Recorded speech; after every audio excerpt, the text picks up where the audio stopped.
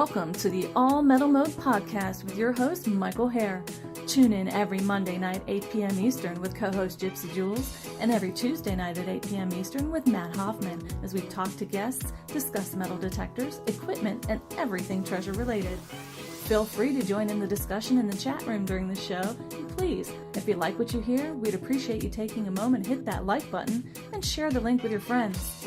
We hope you enjoy the show. The All Metal Mode podcast starts right now.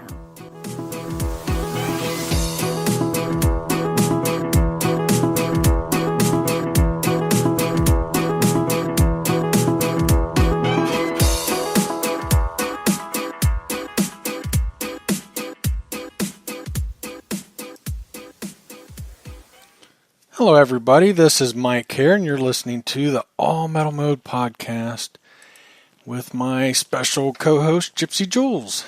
And we've got a lot to discuss tonight. Really, I think exciting things, at least for me. I hope you guys find it exciting as well. So I canceled the shows last week and I want to talk about that for a minute. I have just been burned out on the format and where we've been going with the show. I haven't been burned out on the show. I don't want anybody to think that. I've said in the past, I live metal detecting a lot through the podcast. And so not burned out on the shows, but just burned out on the format and the direction we've been going. We have struggled, like all of us have struggled to get guests, and we get guests and they cancel, and people cancel at the last minute and everything else. And, so then I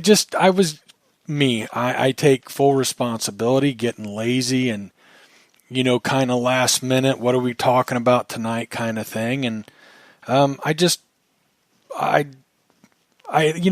week I didn't even know where I wanted to go with it exactly. I didn't have a full game plan, and I decided to take those last Monday and Tuesday off. So we're going to try a whole new format. And what we're going to do is, first, we're not going to worry about guests. We hope we get guests. We're still going to pursue them, but that's, hey, if we can find somebody great that we want to talk to, that's awesome. And that's our plan. But, we're going to pick topics and we're going to research them and have, no more wandering around and not knowing what we're going to talk about next. And, we're going to try to bring some really interesting, talk about some really interesting subjects. And, I hope to dive a little bit deeper into some detectors, some hunting, give some, tips and stuff. We still haven't done a show with Gypsy, who was an avid beach hunter for a lot of years. And, so we're going to take that route. And one of the things I want to do is I want to start off with a few minutes of news every show. Just, what's current and what's going on out there. There's a few things this week that have been going on, a few things that have been on my mind. And we're going to discuss that. Then we're going to do the show.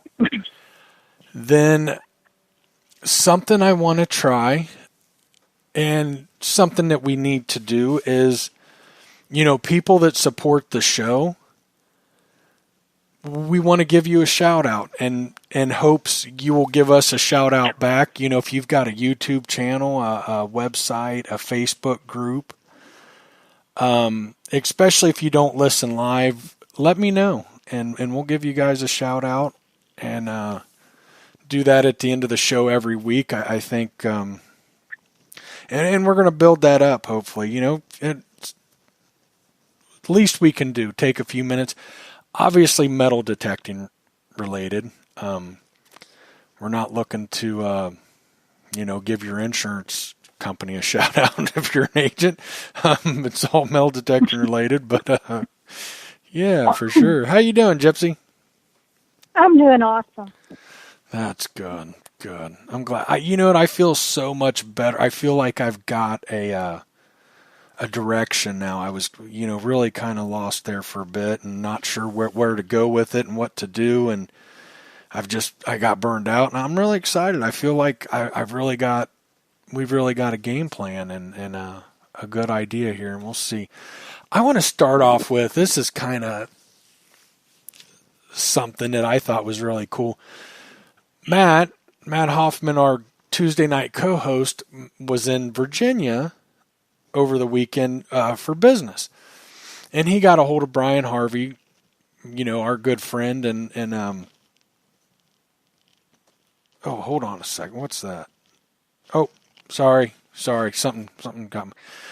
From Digger's Den. And they got together and hunted this weekend. Well, Brian, that was Saturday. Yesterday, he posted a bull after he was going through his three ringers and stuff. He found one that he put another bullet into it, and it so looks like it was hit by another bullet. I thought that was so cool. I'm sure if you've done any research or been in the hobby for long, you've heard of that happening. Bullets actually striking each other midair, and I don't think it could be proven beyond a doubt, but really good chance that bullet, it's beautiful.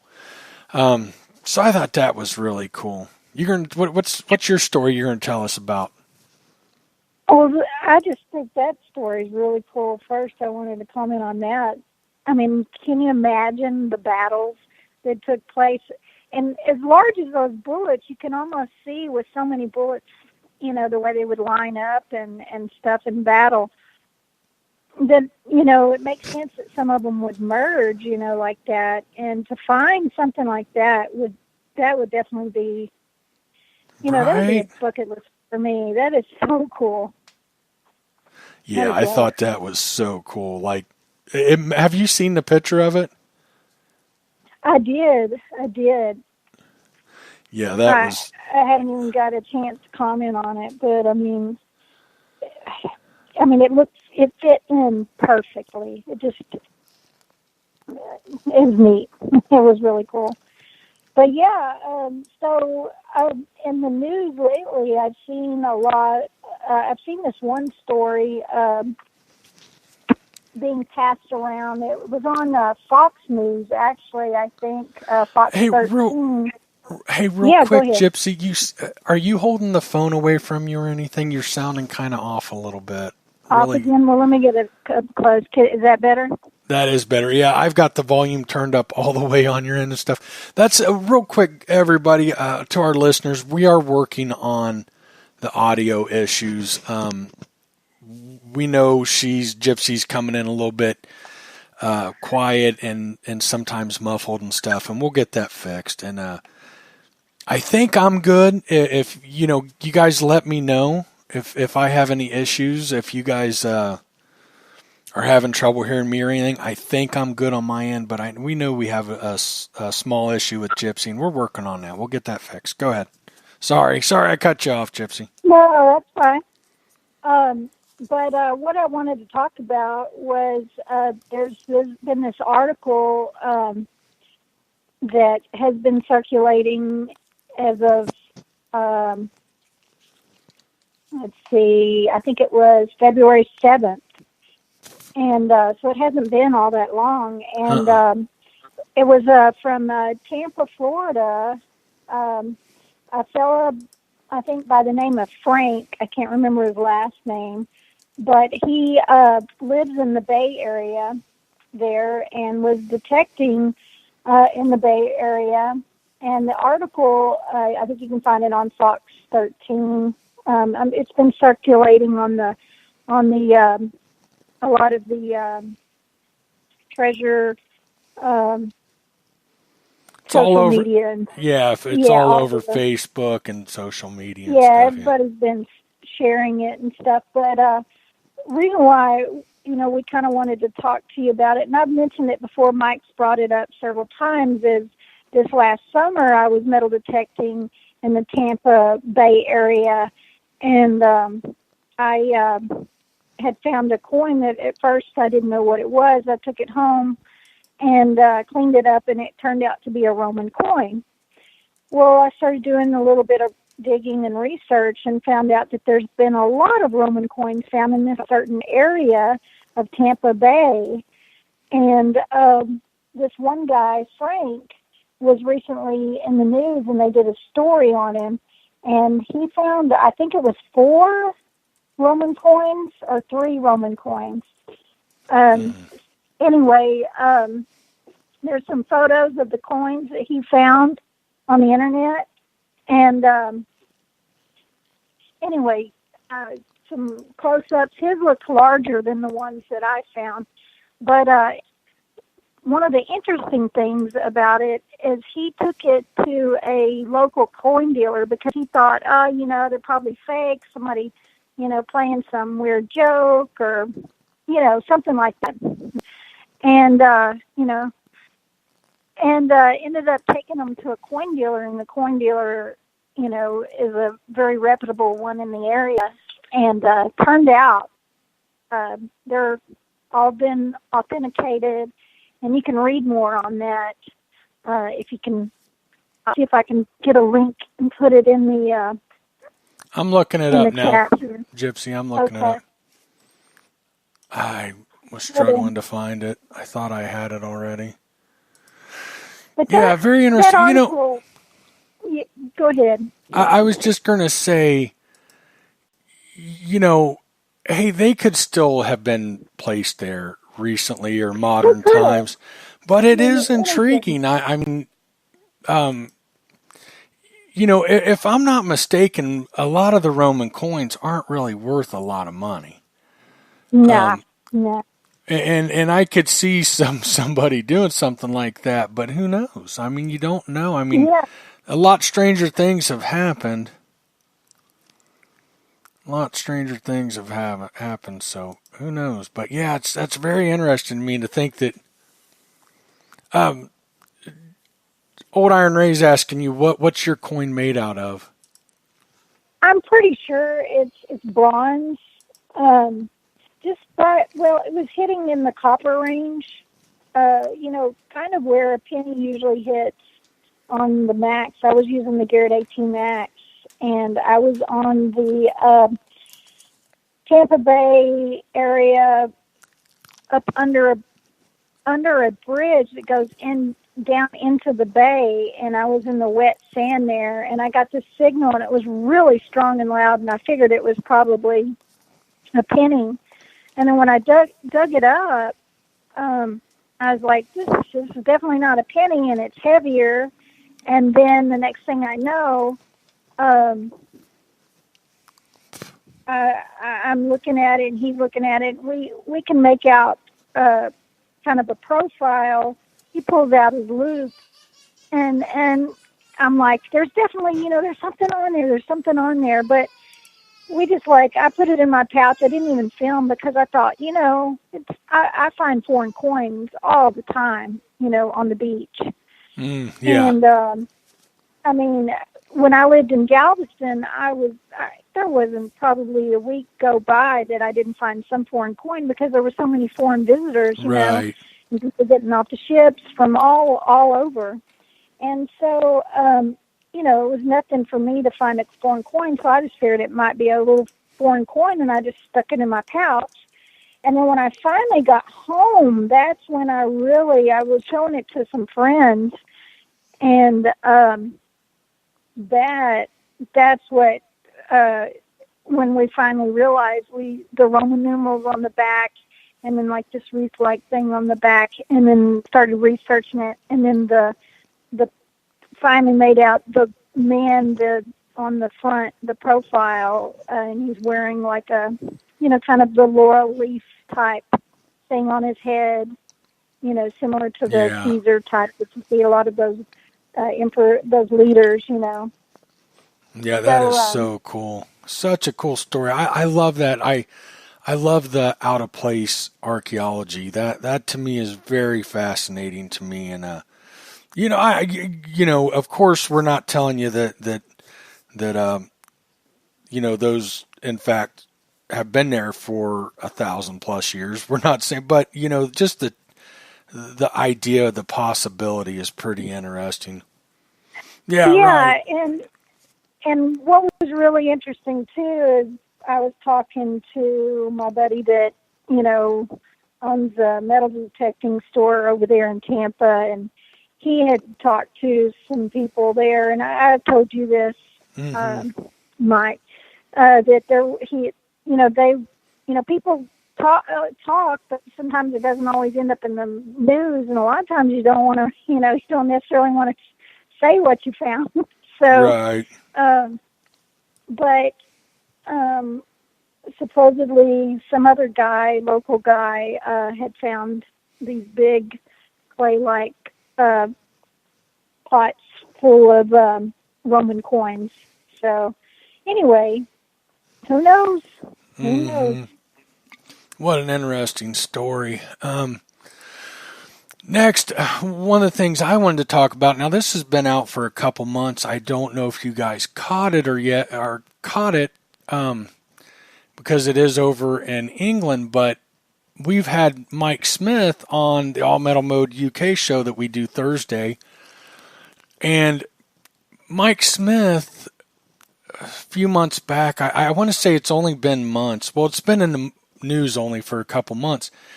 He found a Celtic chariot in Wales. Now, first off, there's not a lot of these known. And then where it was found in Wales, I believe, is in West Britain. That's kind of unheard of. Matter of fact, when he called, I believe they called a coroner over there, and they didn't believe him. He knew he had something significant. He thought a chariot or part of a chariot, but when they actually seen the parts and came out to dig, they were blown away. They started excavating it, doing an archaeological dig, and the ground was so hard it was held up and stuff. They covered it up, they hid it. The site's been, I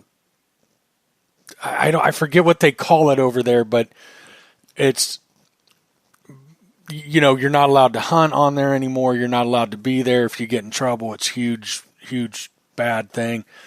And, but we just had him on the show this past Thursday, and the archaeologists are going to start digging it up, excavating it March or April this year, so a month or two from now.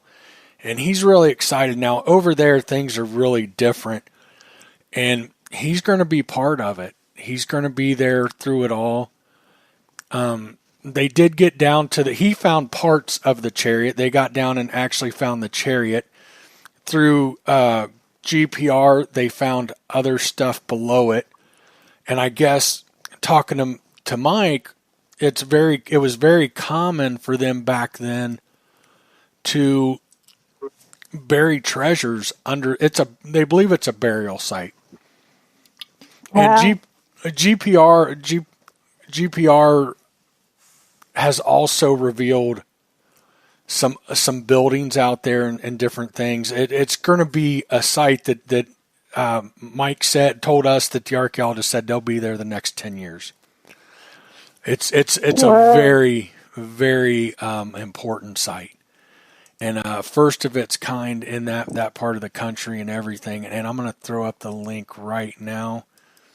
If you get a chance, check it out.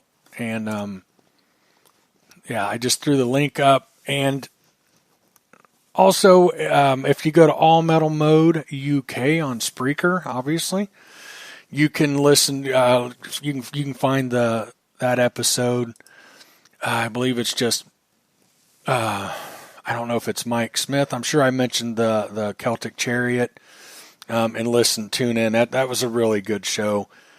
Like I said, we had him on last week, and then we had him on like a month ago. The last week was just the update. But if you want to listen to the full story and hear Mike talk about it, things have gotten so crazy for him. He's had so many newspapers and news outlets reach out to him and stuff. He now has a personal assistant.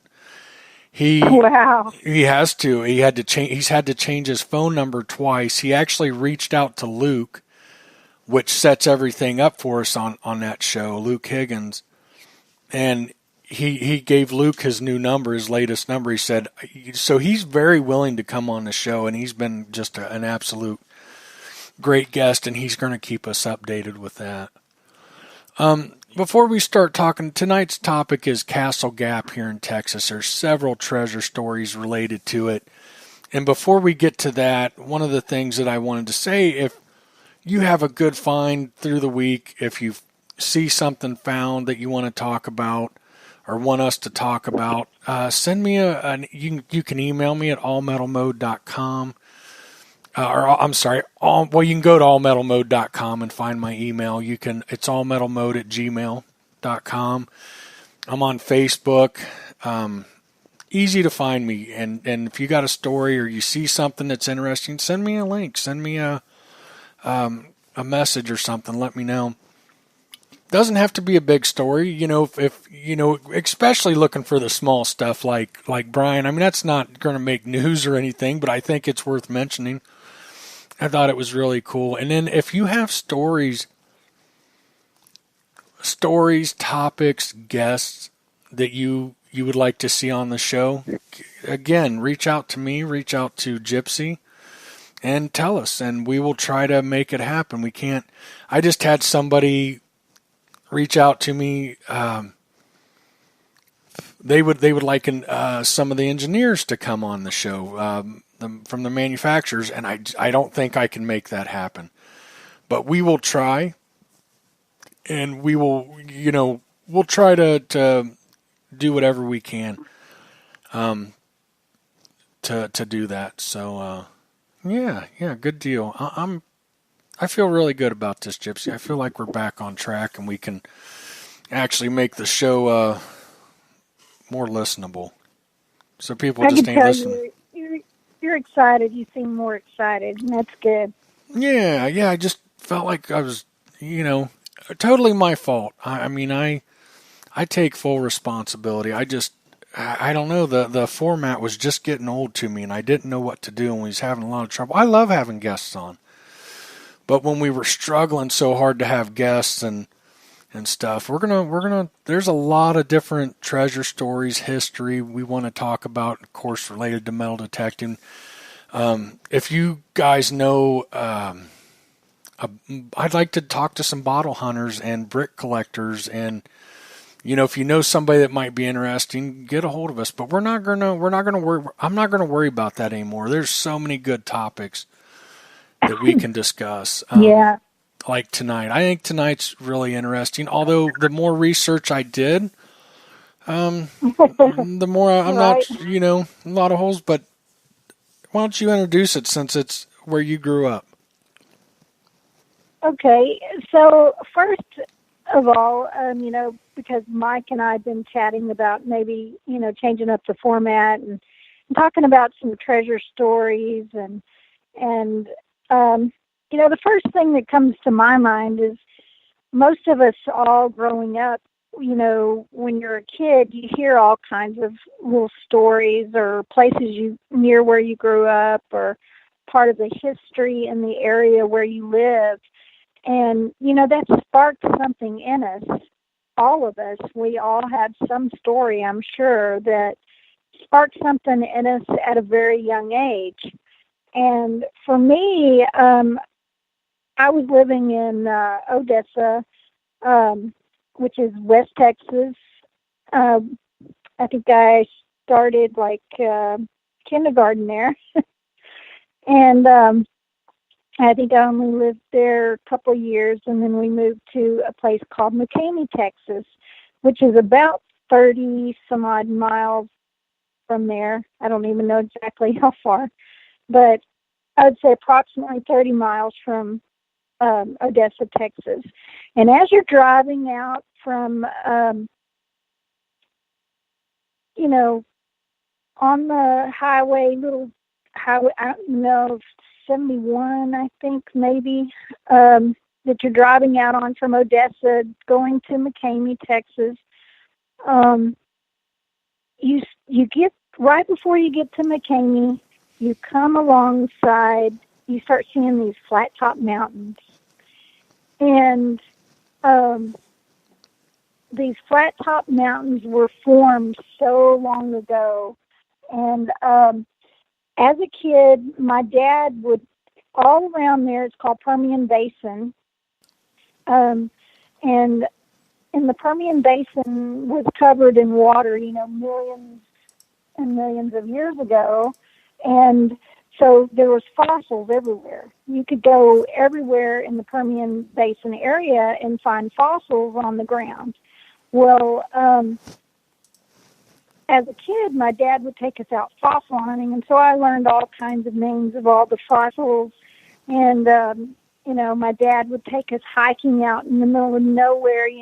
Back then, you could just about go anywhere and not really even be trespassing, and a lot of times there wasn't even fences, And so my father would take us, out fossil hunting and treasure hunting. And I remember going to this one area.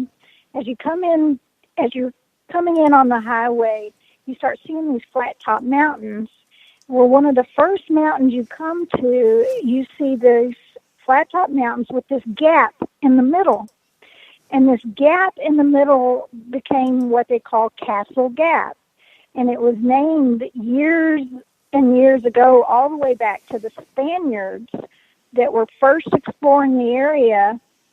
It reminded them of castle, kind of the side of two castles. And so they named it Castle Gap. And, that stuck. And so let me see if I can find it.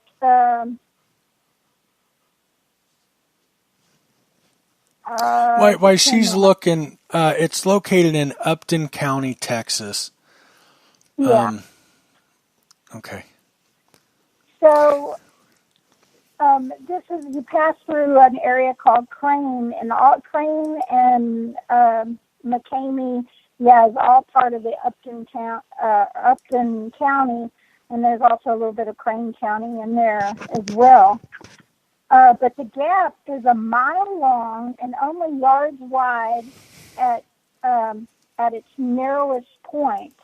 It lies 421 feet below the summits of the Castle Mountain to the north, and King Mountain to the south. Now, when you go, farther south, you come to Kings Mountain. And as a kid, we would drive up to Kings Mountain. My father would take us up there, and we would climb all over these mountains. And sometimes, we would find a few Indian artifacts and scrapers and stuff like that, and fossils as well. But it's littered with these little dugout caves and stuff up there. So I was just fascinated as a kid by this area because, it brings back so many memories for me. But what stuck out most in my mind as a kid, and even walking up to, there's some old historical markers out there, and driving up, and I can remember seeing those, old historical markers and reading them, and some of the history of this pass that opened up.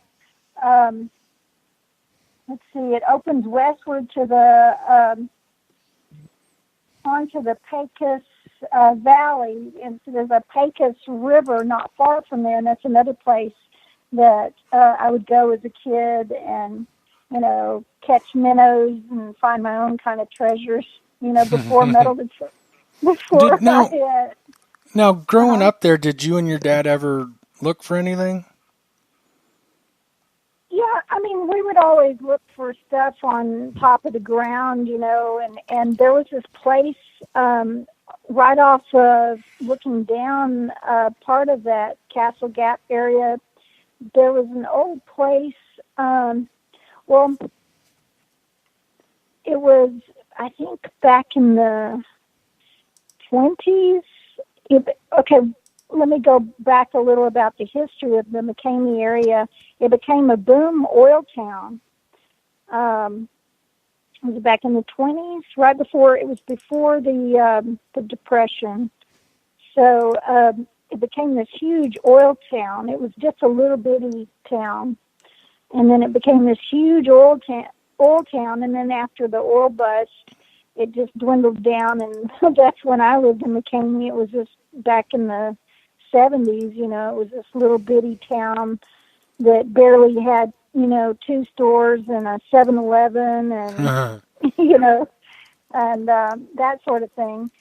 So, but just the area, there was something you felt about it, just besides the fossils and stuff. There was this, you could almost imagine, the old stagecoaches going right through that Castle Gap,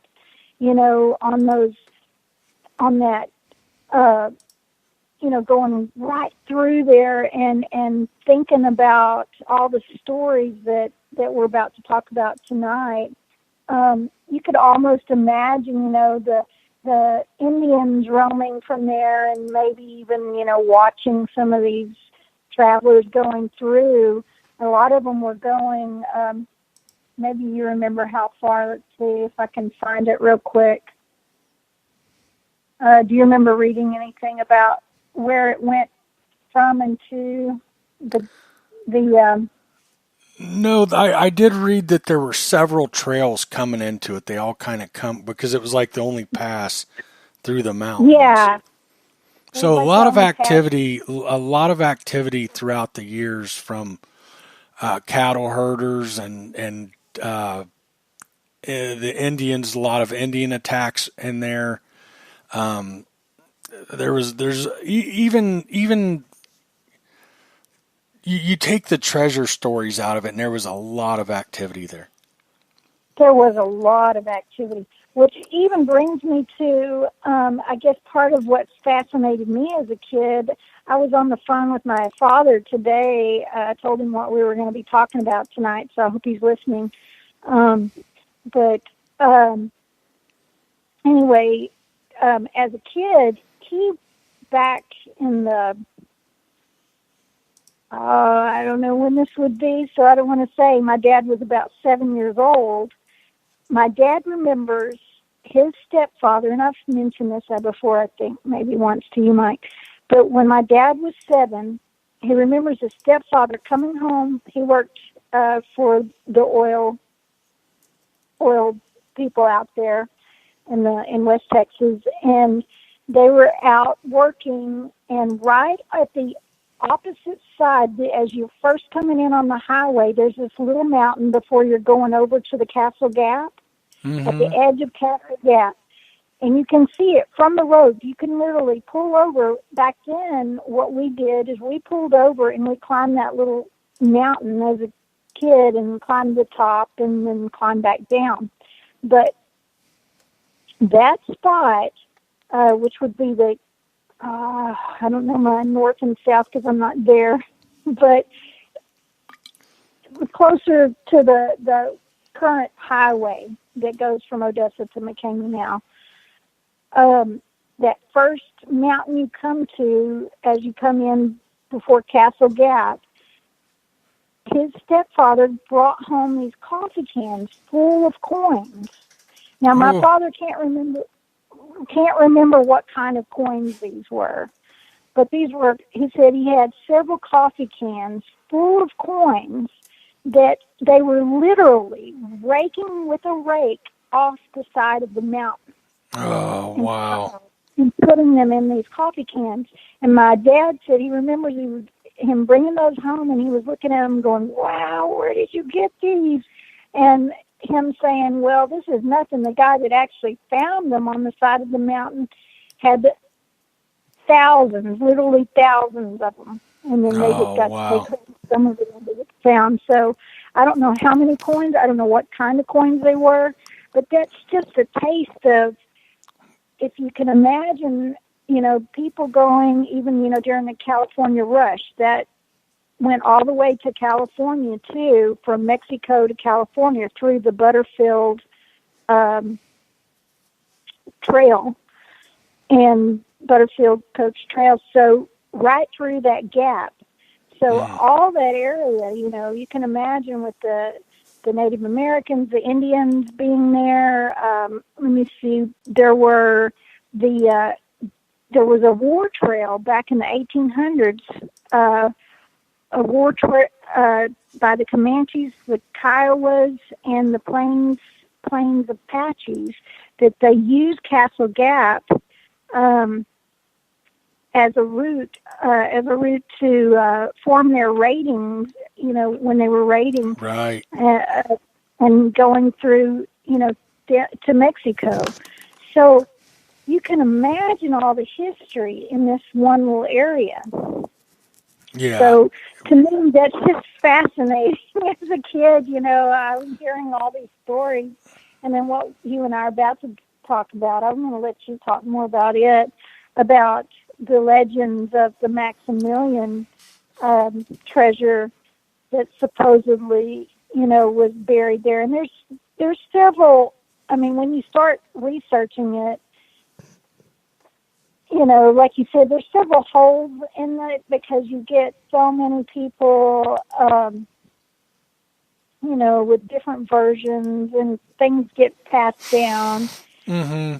And stories get misconstrued and stuff. And I want to say we're going to get into more stories like this because there's so many. And I got to say, this one has a lot of holes in it.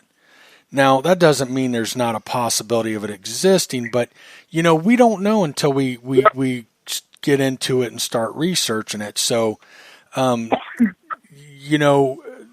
we apologize if some of the stories aren't the best, or, it's, we don't know until we really get into them and research them. It's still a very interesting story. I think that anything's possible, and I think it's worth talking about, but I don't know that I would go get millions of dollars of investors' money to go search for it. You know what I mean?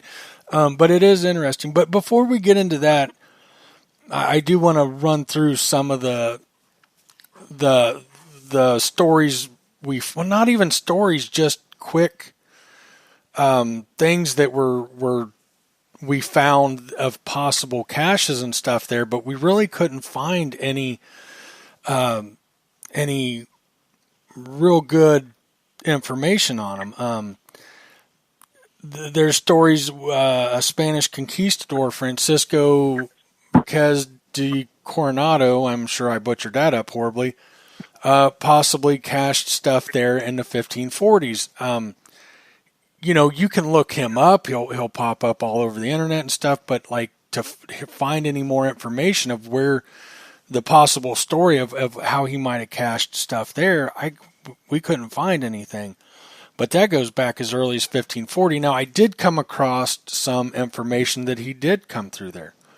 And I would believe what I read, there's a real good chance he come through there. But whether he cached anything, who knows? Then you got the Catholic cross cache from 1780, I believe, if I'm not mistaken with that. Yeah, you're right. Didn't you find a little bit more on that, Gypsy? I read in one article that there were 3 gold crosses found. They were calling them maybe part of that cache. So I'm going to have to do more research on that, and when I find out, I'll let you know, or maybe some of our listeners tonight might want to read more on that. But there was supposedly a cache of what they called Catholic gold crosses, and that was dating back to, I think, the 1780s. So, yeah, the history in that area, dating back as far as, when it was covered in water and the fossils, and then on to the 1500s, 1700s, 1800s, up to the present. So it just goes on with the history there. Now, another one said returning 49ers cash and gold. I struggle with that. I mean, maybe, because it was such a narrow gap, and everybody that seemed to come through there seemed to be concerned with coming under attack from Indians. That maybe, but why would you carry your gold all the way from California there just to stash it? I'd like to read more into that. What I've read, most of those where a lot of them would stash it try to hide it because of the raids that were going on. And so many people there knew that people had to pass through there that it became, later on, outlaws that would prey on all the passing wagons. Yeah. That they supposedly stole gold and rifles from the United States Army wagon train in the late 1860s. And then you hear about, I remember one story I read a long time ago, and one of the stories was there were several of these, and they were attacked there were several wagons that were full of gold bars or some sort, and they got attacked by some of the Native Americans, the Indians, and of course the Indians were killing some of them, and the most they could take is what was on their horses if they were going to get away, because the Indians were burning the wagons and stuff. And so one of the articles I read, there was, when you look out on these mesas, there's these old salt lakes, and you can see the salt lakes when you're like up on these mountains, these bluffs, on these flat top mountains. You can see for miles and miles. There's a lot of these salt lakes out there. Now, some of these salt lakes would fill with water when it would rain, but you're talking West Texas, it's dry as can be. We rarely got rain, and when we did, these salt lakes would fill up, and then they would dry up very, very quick. Well, one of the stories I read that they just kind of just pushed the wagon on into the salt lake and were going to come back when it dried up. And when they came back, they couldn't find it, so it supposedly sank in the salt lake full of gold. I mean, and think about it, the gold's going to sink to the bottom, and when you're, it could be just covered with the smallest little thin cover of salt, this layer of salt and dust with a dust storm. You talk about that time you were metal detecting with the dust devil, the dust storm. Mm-hmm. Out there, it's probably daily. Out there, let me tell you, I can remember going into the movies in like Odessa. We would go into the movies. You'd leave your car parked, and there'd be like a little bitty dust storm. When you came back out to the car, what would happen? It would barely sprinkle, and then the dust storm would come through, and your car would be completely covered with this dust. I mean, thick. And it was hilarious. And ask anyone that's ever visited West Texas area for a long period of time that's been through one of those dust storms, and it's hilarious. So, but I can imagine, one of those little dust storms comes over, and if they push those wagons, like they said, to keep, some of them from being burned too, and they had to get away as fast as they could and try to come back and get them. That's just one story. There's many stories about wagons being attacked through this. Oh, absolutely. And it was a major route. And like I said, I did read where several trails came into one right there at the gap. So I'm sure that there's stuff. I don't know how much I would put into some of these stories, but it wouldn't surprise me one bit if, well, I mean, your dad's stepfather. I mean, there's a perfect example. What were those coins? Who hit them, and what was going on? Now if I'm not mistaken, there was a. Oh, go ahead. I'm sorry. Well, I was just going to mention, this might be what you were about to say. I was talking to my dad today. I told you about that, and he can remember when he was a kid too that there was supposedly, it was even in the paper, a young boy, what they call a boy, but young boy man that found a gold bar near the passage. And I've also, in the past, I've heard rumors of some of the supposedly the ranchers that own a lot of the cattle out there and stuff have found gold bars as well. So, there may be some truth to that. I don't know. I mean, for the boy to end up in the paper, there had to have been some, truth. And my dad said he, can remember reading it in the paper. And, I mean, you would probably have to do a lot of digging, and going to, back to a lot of the old paper. I mean, I would love to go back to McCamey and even the old school that was built there in the 20s, and metal detect that. Right.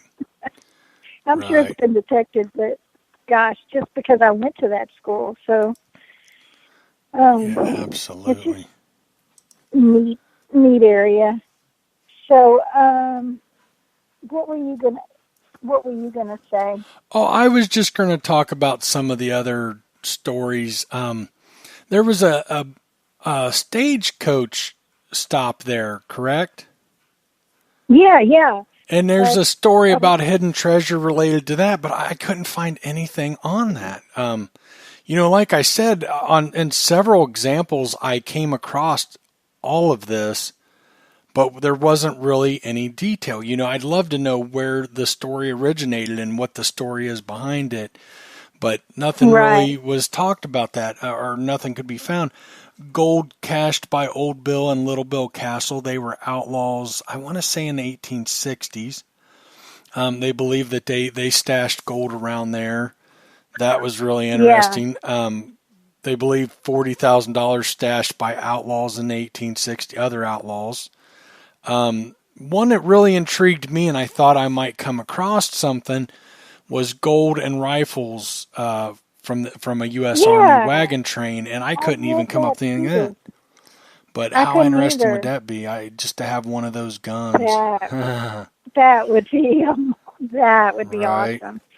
Mm-hmm. And I remember reading on one article too that with all these treasure tales and stuff about Maximilian's treasure and other treasures and outlaw treasures revolving around the Castle Gap, that back in the 60s and 70s, there were so many people going out there trying to find the treasures that old Butterfield, where the Butterfield stagecoach, there was actually a two-story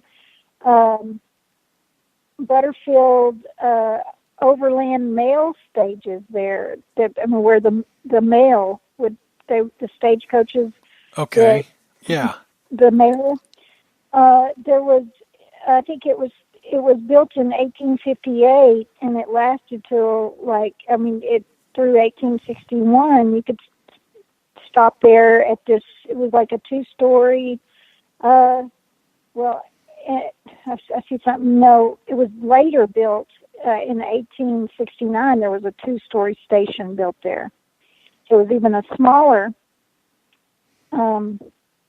place before then in 1858.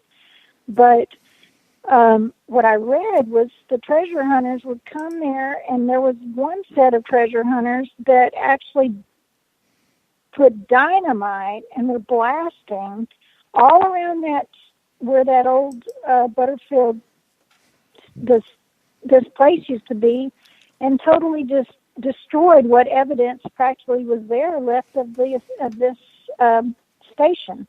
Wow, that's pretty wild. That's sad, I mean, I wonder if they found anything, but think of all the other relics that were left there. Right. The metal detecting relics. blown for a quarter mile in all directions. Right. Yeah.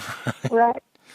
Yeah, I think it would be really cool just to go there and metal detect and see. It was obviously a major route, even in early times. It was such a major.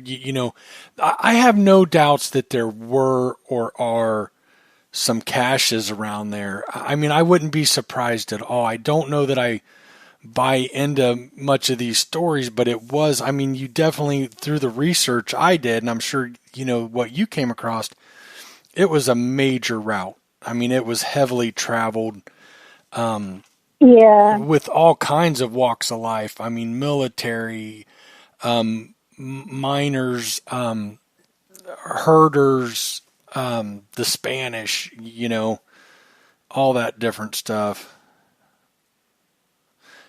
So it's a really interesting place, but I think, the one that really there's a lot of information out, and what we're going to talk about now is Maximilian's lost gold and silver, which I'm going to be honest with you has a lot of holes in it, but who knows? Yeah. Who knows? And what's interesting about that too, there is a lot of holes definitely in there, but there was it something I read about Francesco something, I can't remember. I'm butchering. I'm going to butcher Vasquez the name if I try. de Coronado. I butchered it. Yeah, that one from like 1540. Supposedly more gold there with him. Mm-hmm. If I remember, I don't remember the full story on that. I couldn't find any story about that other than it's mentioned in several different places, but there's no details given. But I did come across where it is very likely he came through there in 1540. I mean, because it's a very important pass. When he was describing the what was it, the rivers there and where he passed through, in the description that they knew for sure he had probably passed right through there. Yeah. By his descriptions and stuff. There was something else I want to mention, but the Dead Man's Canyon. Did you read anything about that? Is that nearby? Yes, and it's another one of burned wagons. That I read a lot on the Dead Man's Canyon, and a lot of that info too. A lot of people that have been doing a lot of research. If you go to treasurenet.com, there was a lot of info that kept popping up from TreasureNet. And there was a whole thing on the Dead Man's Canyon on there, too, that was really neat. And one guy that has a hunting lease where the Dead Man's Canyon is hikes through there, and he had photos. Oh, how cool is that? So, and go ahead. There was even charred burn marks where, he supposedly saw where these wagons supposedly were burned. And then right by there's this, he showed a photo of this huge, it looks like a cave open with these two huge rocks stacked, and it leaves this big, hidey hole in there. So I'm wondering if anyone's ever put a detector in there, I would love to check it out. That's interesting. I didn't come across that in my research. That's really interesting. Yeah, I would love to go explore that sometime. How far is that from me? Do you know? It'd be closer for you, I think, than me by a couple hours, maybe. I wonder how many hours it would take me to get over there. I don't know. I'll have to map it out and see. So okay. Yeah, I can do the same thing. I'll find out for you because, maybe you and I and whoever else wants to join, maybe we could take a little road trip out there and do some exploring. And, I'm sure you'd be okay with it, Matt.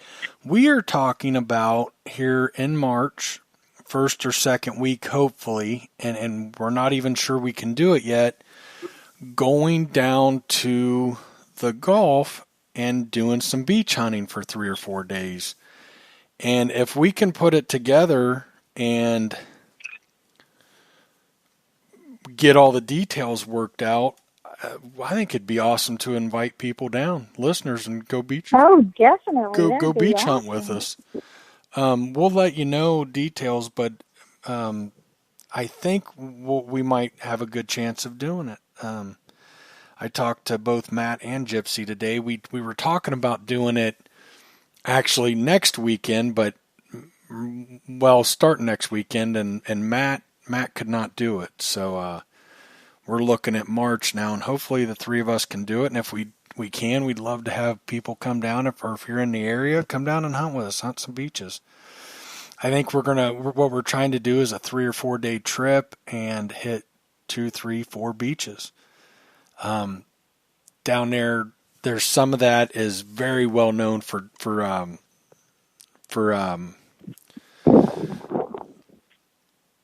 shipwrecks. That's what man, that boy wears me out. That boy just wears me out. But the hurricanes would just bash them into the into the land, and there's a lot of stories down there. The chances are slim and none.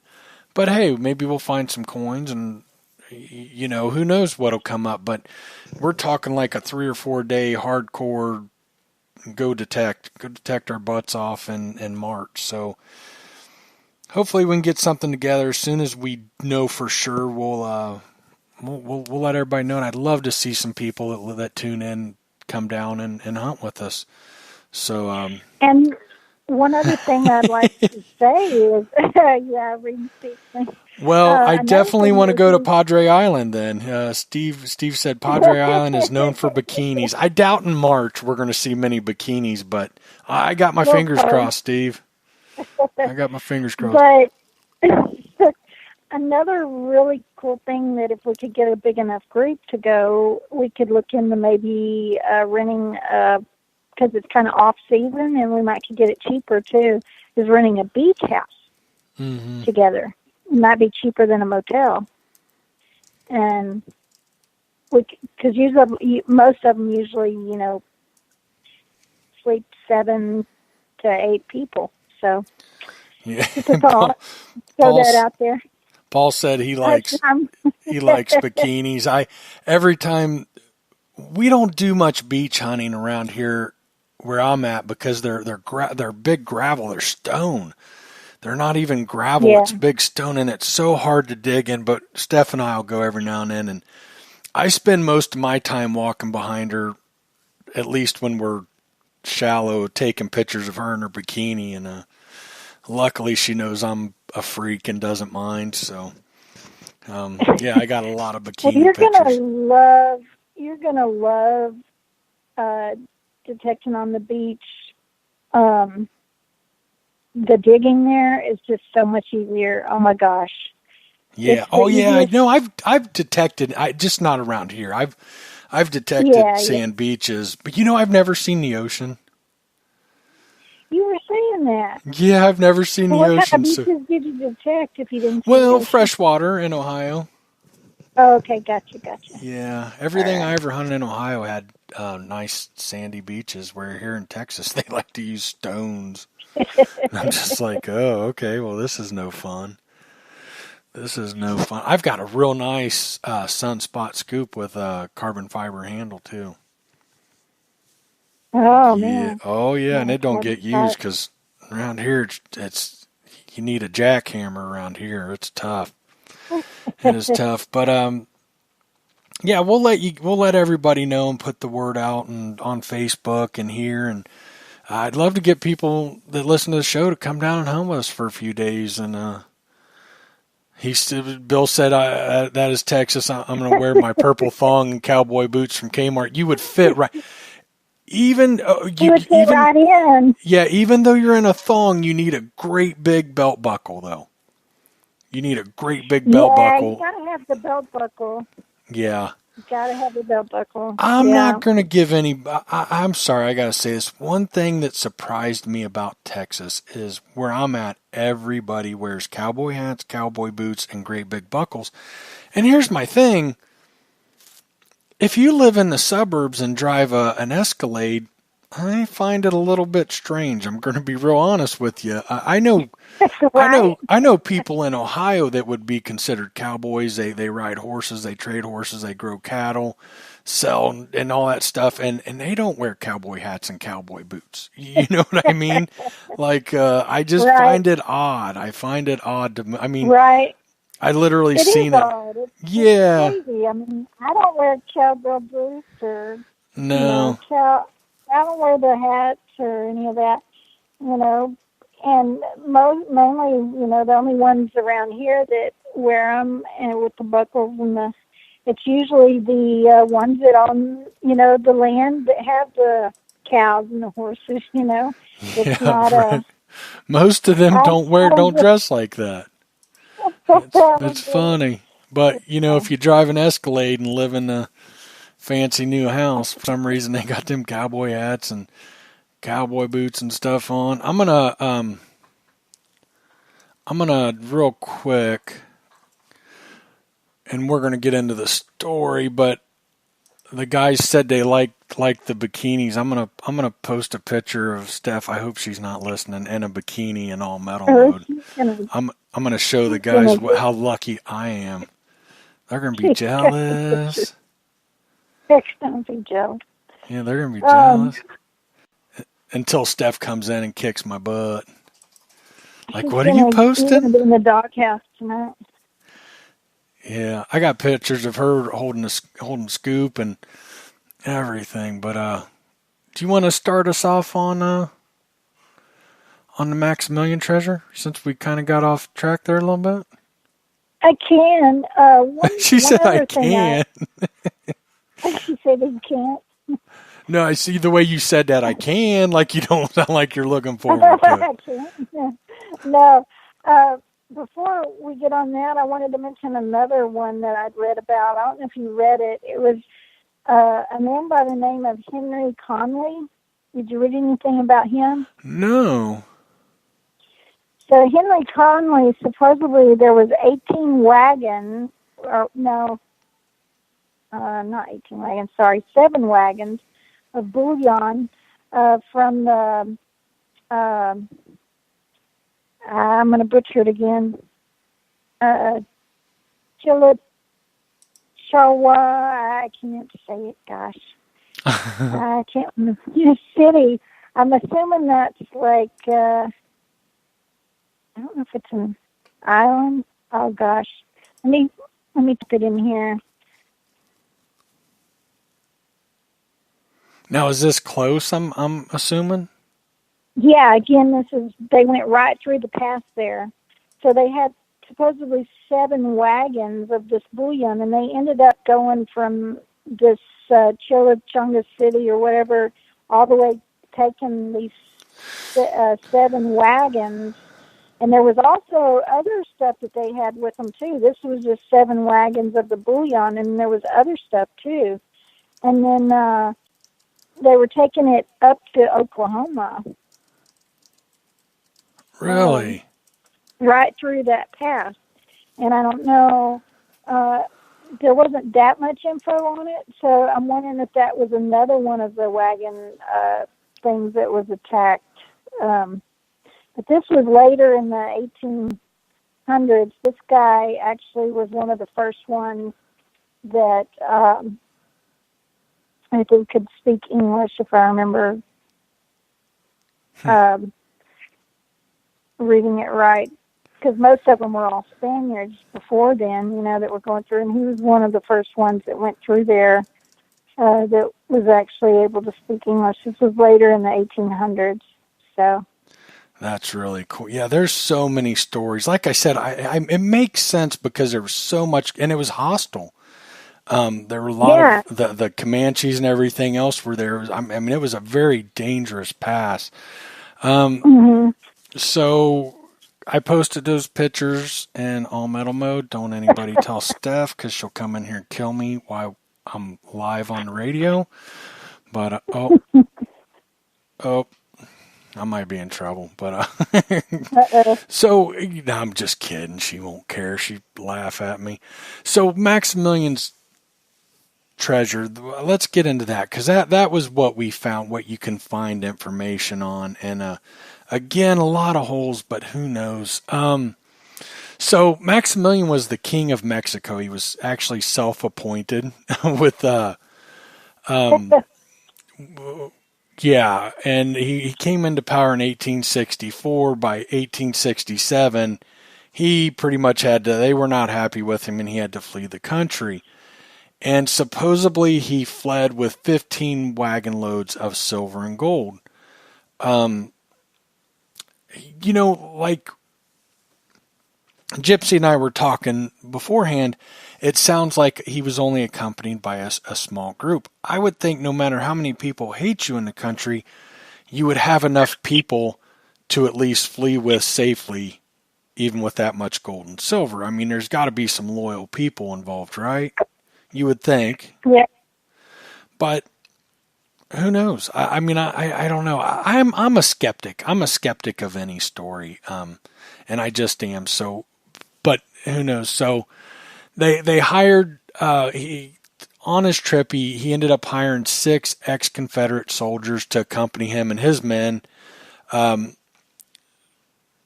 up into the United States. He knew it'd be treacherous and everything else, and dangerous. And he told them he was hauling flour. One of them supposedly peeked in and saw gold and silver, and him and the other 5 ex-Confederates decided to kill him, to kill everybody. And supposedly they did while they were camped at Castle Gap, because they camped there overnight because they didn't want to go through there. It was close to dark and it was so dangerous, they decided to camp. And the Confederates supposedly killed everybody, buried the treasure, burned the bodies in the wagons. And that's another thing. Like, you know what? You already have the wagons and the ox and everything. I think I would take my chances to press on. That's a lot that is a lot of treasure to bury. A lot of treasure. What's your thoughts on that? I don't know. And it seems like there's several other stories on it. I was just now looking over one of them. Let me see if I can find it. I don't have my glasses on, but there was one story that I read. Oh, gosh. Did you read the one about when they arrested 2 of his guides? One of them was, I think, killed or something, and the other one drew a map.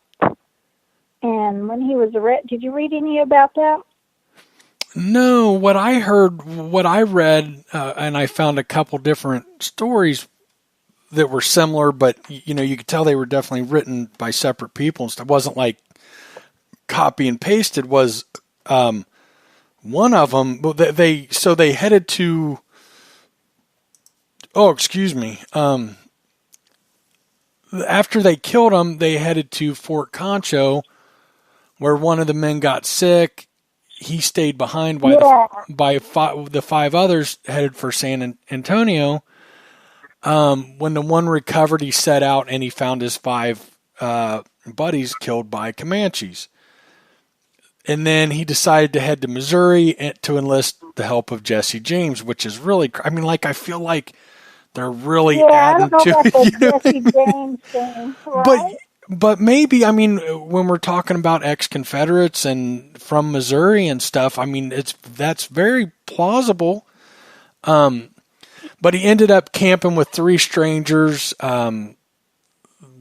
Pretty much, I think the law woke him up the next morning. He was camping with horse thieves. He got thrown in to that group, which he ended up arrested and in jail, where he fell ill again. And on his deathbed, he told the story to, I believe it was his doctor, if I'm not mistaken. Yeah, I don't remember that about the doctor. Yeah, wasn't it the doctor? And then the one story I read, he drew this kind of real sketchy map of where they had buried part of it, and told his doctor or someone where to go, And supposedly the guy was showing, one of the guys that was writing an article that I read in a book I have, the book I was telling you about today, Off the Beaten Path or something like that. Something about he drew out this map and handed it to him because he knew he was dying. And this guy came by to interview. He was on this path trying to, find out more about Maximilian's treasure, and came across this guy that was passed down and still had the map, and he got to hold the map and everything. He said it looked authentic to him, but I don't know. Yeah, that's really interesting. Sorry, I was reading right now about the doctor. Searching my day. I think so many. There's so many unanswered questions and so many things. I would like to research. Were those guys really killed? I mean, is there articles in that time period? I'd think that there'd be articles if 5 ex-Confederates were killed. Right. I think there's a lot of things that really would need to be checked out before I could put much behind this. But still a really interesting story. And this is how a lot of these treasure stories go. A lot of them are the same. I don't know how many stories I've read with where the person was on their deathbed when they told about the treasure. Right? Those over and over. Deathbed, Right. Why are they always on their deathbed? And how does everybody, they all die? How many stories I've read, especially like military lost payrolls, everybody ends up dying. One of them walks away and he dies later before he can get back to the treasure. And that's what it reminds me of. But go ahead. No, I was just going to say something I read a long time ago, and I remember it's kind of always stuck with me. And this is something for us all to, remember. Usually around some sort of treasure story, there's some form of truth. Yeah. Some form of truth. And if you can really, you hear about a cache buried in a backyard by so-and-so, years and years ago, and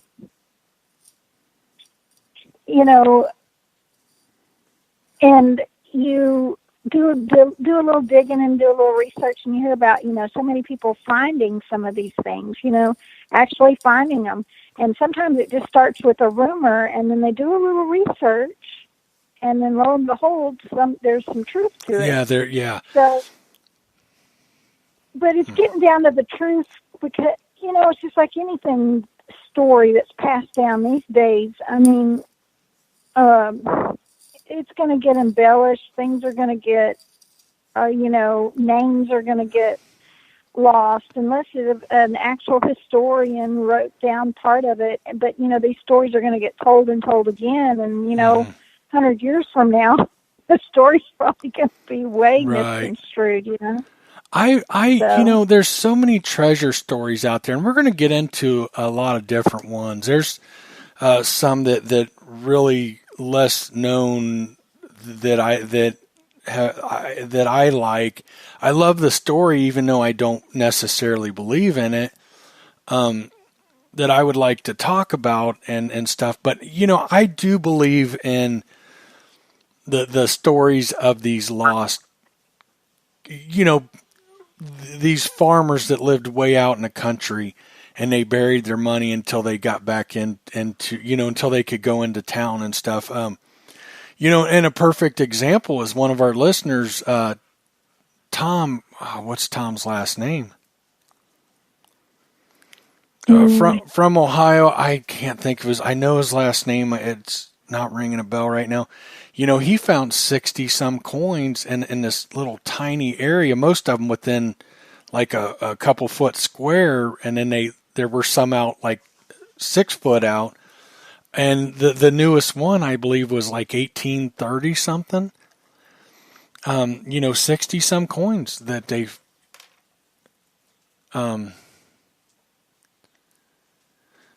so confused. Yeah. Bill. Sorry, I'm reading in the chat too. Mm-hmm.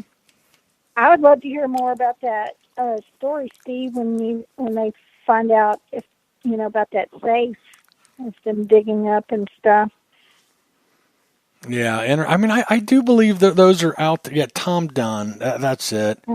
I knew that. I'm sorry. Thanks, Bill. It was on the tip of my tongue, but Tom dug one of those, and it wasn't worth millions of dollars or anything. But that farmer, there's no doubt in my mind, somebody in the early 1800s, 1830s, 40s, maybe they cashed that, but probably because they couldn't get to the bank easily enough, and. Right. And a lot of times they didn't trust the banks back then. But when you're talking like millions of dollars of lost gold, I think there's or silver, whatever, these huge treasure stories. I think a lot of them are rehashes of other stories and right. are really embellished, like you said, and exaggerated, embellished, and but maybe a little bit of truth to it. But I couldn't tell you how many times I've read about the lost payroll and from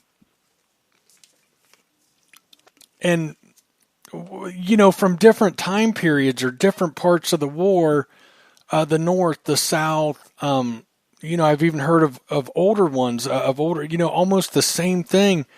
And it's the same story over and over, but it's a different time period or a different part of the country or a different story where, they've got this money for the war effort, and they come under attack and they bury it, and then everybody ends up getting killed except one guy, and he tells the story, and it's like, I don't know if I believe this. Now, and we'll get into that again. We're kind of getting off topic, but I mean, this is an interesting story, and I'm sure through feet on the ground kind of thing, you could really see how legit this is or isn't. And it might have very well happened and very similar to that, but I think there are some holes in the story. 6 men burying 15 wagon loads of silver and gold.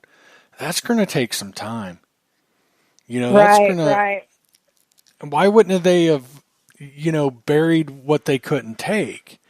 If the story went that they went back with 3 wagon loads or 4 or 5, whatever, I could believe that. Yeah. But to bury it all just seems a little bit crazy, but still interesting. I enjoyed researching it and reading up on it and stuff. I'm very, very interesting. It's fun to read about, and it's a big part of our history with the Butterfield Trail there, and how it was the passage that went through right there through West Texas all the way from Mexico to California.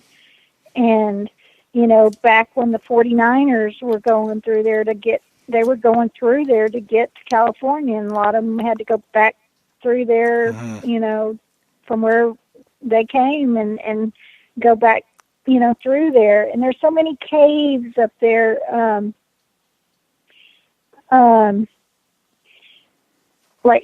think Philip just mentioned something about caves in the chat. There's so many hiding places, for some outlaws to stash something if they were, if someone was being attacked too by the Native Americans. So, I mean, and there's definitely been some things found, If I was under attack, though, think about, would you be more worried about burying? I mean, money only gets you so far, and it gets you nowhere if you're dead.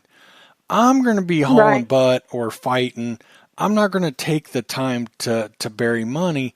Not to bury, But I can also see them burying it before they go through the pass or something, to go get more men to help them. I think there could definitely be some legitimacy to some of these stories because it was known as a very dangerous pass.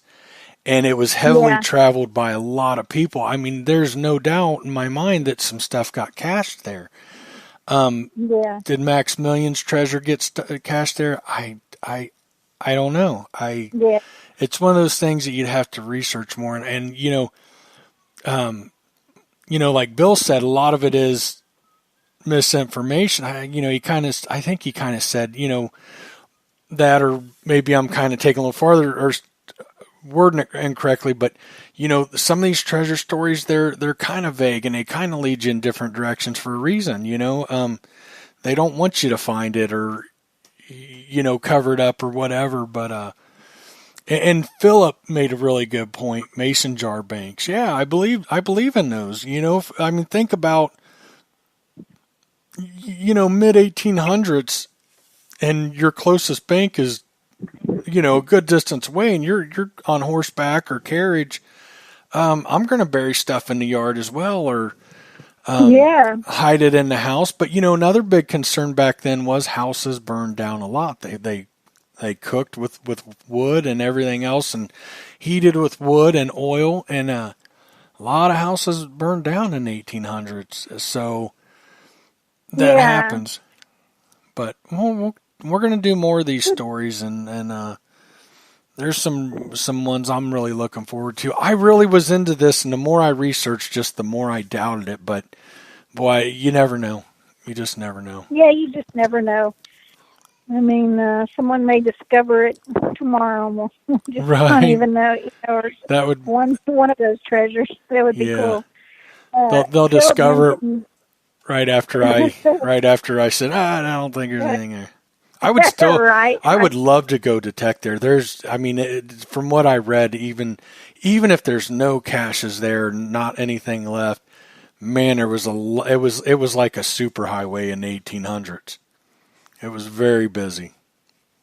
Right. It's fascinating. And I guess for me, the draw was growing up there and going and up on those mountains. Even my dad and my uncle did a lot of hiking over there, and my dad and my uncle did some rappelling off of Kings Mountain over there. And to me, it was just a really neat place, and I really would love to go back there. I know some of it, though, is a lot of private land now, but like when I was a kid, you could go and just hike for miles and miles and miles, and nothing, no one cared then. Right.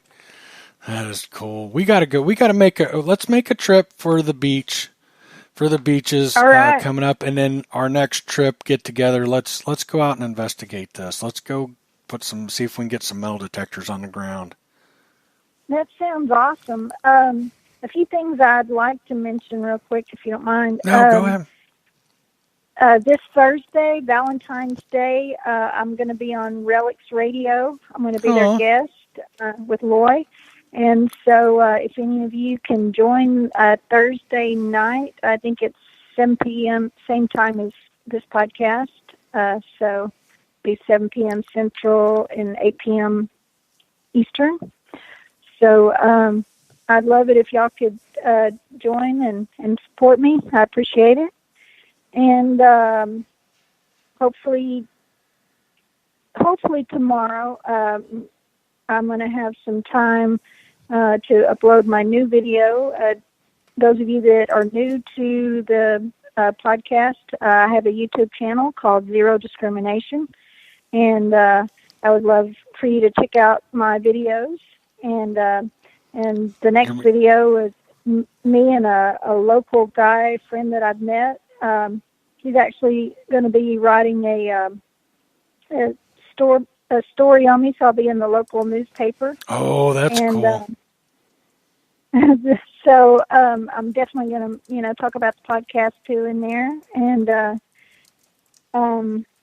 but I'm excited about that. But him, he introduced me to actually one of the properties we hunt, where I actually found a silver ring there.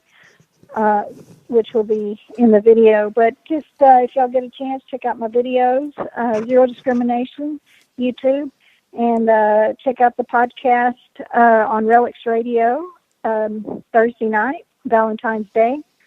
You can listen to it with your sweetheart. What else? Well, you had to go and mess up my my shout outs. So I appreciate it. No, I'm kidding. Again, well, first off, tomorrow night show is with George Kinsey, and Matt and I are going to be talking about. No, we're going to be talking to George Kinsey about the ORX. I have no experience with it. I keep hearing nothing but good about the ORX. It's been coming up a lot. George has one. He's been using it, and he's going to come on the show and discuss that with us. I'm really looking forward to that. Shout outs, we would so appreciate them back, but I want to give a shout out to Gyspy. What's your zero discrimination on Facebook? Girls Rock Metal Detecting. That's Kimmy Price. She does our intro. She's a sweetheart. We love her. She's been on the show. Ohio Relic on Facebook. Facebook group. Love that. And of course, I'm an Ohioan, but I really like that. Dirt Pirates on Facebook. That's a great Facebook group. And another YouTube channel, and they were in tonight, Huntress Kimmy and Clodhopper Scott. Now, they're over in the UK. I love watching their videos, and I'm really into the UK stuff even more since doing the UK show every Thursday. But I really enjoy. They're entertaining and fun and find cool stuff. And that's some really neat stuff, too. Really they do. And then I'm going to be really honest. I haven't listened, and it's only because I'm so busy. It's hard for me to watch a YouTube video that's more than a couple minutes because of the kids, and you get interrupted. And so it's just hard for me. But something I got to say, you brought up Relics Radio and you're doing the Thursday night show. I forgot about that, and I was going to do this anyhow. I talked to a good amount of people in the hobby, and I hear so much about Relics Radio, and all good. Well, I mean, I don't hear bad about any of the podcasts. I got to watch how I say this, huh? I really don't hear bad about any of the podcasts or anything, but man, everybody seems to love Relics Radio, and I'm going to check them out. I am going to try so hard to get away Thursday night where I can actually listen and hopefully join in the chat. But check out Relics Radio every Thursday night at 8 p.m. Eastern, correct? Yeah, I think so. Mm-hmm. So, yeah. Great group of guys, and absolutely just hear about them all the time. People talk about how great their shows are and stuff. So, well, go ahead. Can I mention one more thing? Sorry, nope. I forgot. Nope. I wanted to mention if any of you are wanting to come to Texas at the end of March, I think it's still open for you to sign up, but it'll be closing pretty soon, is the Charles Garrett Memorial Hunt in Jefferson, Texas, and that's the last weekend in March. I'll be there. Nugget Brain Wayne will be there. I think Nugget Noggin will be there, along with Tim, with Ringy, and KG. And so I'm really looking forward to it, and I would love to see some of y'all there. That would be awesome to get to metal detect with you there. And there's a really there's a place there where you can even dig in an old bottle dump. Well, Nugget Brain will be there. Wayne will be there. Yeah, Wayne will be there. He will be there and have the watch booth, and then he always has also the gold painting he always does every year for the kids, and cool. He'll have the watch booth. And anyway, just wanted to love to see some of y'all there. I wish I could drag you there, but we got to get you to the beach first. Yeah. But anyway, Garrett, always, they give away so many prizes at this hunt. It's like one of the biggest hunts. So it would be awesome if some of y'all can come. Next week, I'm going to be traveling. It's a private hunt that Garrett is putting on with just a few of us, and I'm going to be heading to Crockett, Texas. Ooh, cool. Some private land that is owned by Miss Garrett, and some of the property was passed on from some of her family, and I'm really excited about going there, and it will be me and Tim again, Ringy, and KG, and along with a few other people that actually work at Garrett. So looking forward to that hunt. What's the dates for that?